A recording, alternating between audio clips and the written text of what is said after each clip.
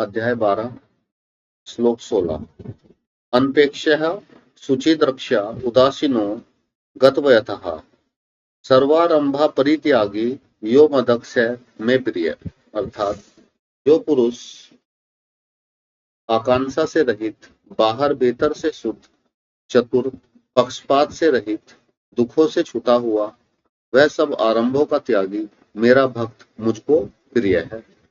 प्रश्न, आकांक्षा से रहित कहने का क्या अभिप्राय है? उत्तर, परमात्मा को प्राप्त भक्त का किसी भी वस्तु से किंचित भी प्रयोजन नहीं रहता, अतएव उसे किसी तरह की किंचित मात्र भी इच्छा, स्पृहा अथवा वासना नहीं रहती। वह पूर्ण काम हो जाता है। यह भाव दिखलाने के लिए उसे आकांक्षा से रहित कहा है। प्रश्न, इच्छा या आवश्यकता के बिना तो मनुष्य से किसी प्रकार की भी क्रिया नहीं हो सकती और क्रिया के बिना जीवन निर्वाह संभव नहीं है। फिर ऐसे भक्त का जीवन कैसे चलता है? उत्तर, बिना इच्छा और आवश्यकता के भी प्रारब्ध से क्रिया हो सकती है, अतएव उसका जीवन प्रारब्ध से चलता है। अभिप्राय यह है कि उसके मन, वाणी और शरीर से प्रारब्ध के अनुसार संपूर्ण क्रियाएं बिना किसी इच्छा, स्पर्शा, संकल्प के स्वाभाविक ही होती रहती हैं। अतः उसके जीवन निर्वाह में किसी भी तरह की अड़चन नहीं पड़ती। प्रश्न, भगवान का भक्त बाहर भीतर से शुद्ध होता है, उसकी इस शुद्धि का क्या स्वरूप है? उत्तर, भगवान के भक्त में पवित्रता की पराकाष्ठा होती है। उसके मन, बुद्धि, इंद्रियां, उनके आचरण और शरीर आदि इतने पवित्र हो जाते हैं कि उसके साथ वार्तालाप होने पर तो कहना ही क्या, उसके दर्शन और स्पर्श मात्र से ही दूसरे लोग पवित्र हो जाते हैं। ऐसा भक्त जहां निवास करता है वह स्थान पवित्र हो जाता है। उसके संग से वहां का वायुमंडल, जल, स्थल आदि सब पवित्र हो जाते हैं। प्रश्न, दक्ष शब्द का क्या भाव है? उत्तर, जिस उद्देश्य की सफलता के लिए मनुष्य शरीर की प्राप्ति हुई है, उस उद्देश्य को पूरा कर लेना ही यथार्थ चतुरता है। अनन्य भक्ति के द्वारा परम प्रेमी, सबके सुहृद, सर्वेश्वर परमेश्वर को प्राप्त कर लेना ही मनुष्य जन के प्रधान उद्देश्य को प्राप्त कर लेना है।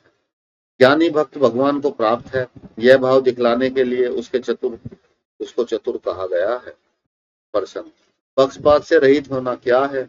उत्तर, न्यायालयों में साक्षी देते समय अथवा पंच या न्यायकर्ता की हैसियत से किसी के झगड़े का फैसला करते समय या इस प्रकार का दूसरा कोई मौका आने पर अपने किसी कुटुंबी, संबंधी या मित्र आदि के लिहाज से या देश से अथवा अन्य किसी कारण से भी झूठी गवाही देना, न्याय विरुद्ध फैसला देना या अन्य किसी प्रकार से किसी को अनुचित लाभ हानि पहुंचाने की चेष्टा करना पक्षपात है।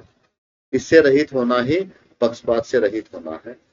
प्रश्न, भगवान का भक्त सब प्रकार के दुखों से रहित होता है, इस कथन का क्या अभिप्राय है? उत्तर, मूल श्लोक में गतव्यथा पद है।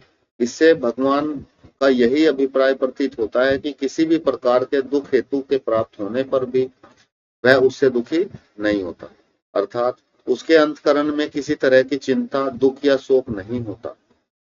भाव यह है कि शरीर में रोग आदि का होना, स्त्री पुरुष आदि का वियोग होना, धन ग्रह आदि की हानि होना इत्यादि दुख के हेतु तो प्रारब्ध के अनुसार उसे प्राप्त होते हैं, परंतु इन सब के होते हुए भी उसके अंतकरण में किसी प्रकार का विकार नहीं होता।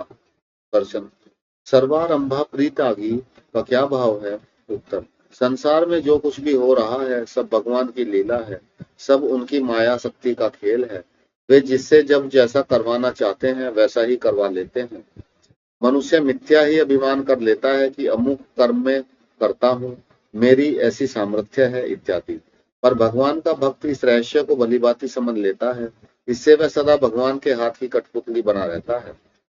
भगवान उसको जब जैसा नाच चाहते हैं वह प्रसन्नता पूर्वक वैसे ही नाचता है, अपना तनिक भी अभिमान नहीं रखता और अपनी ओर से कुछ भी नहीं करता।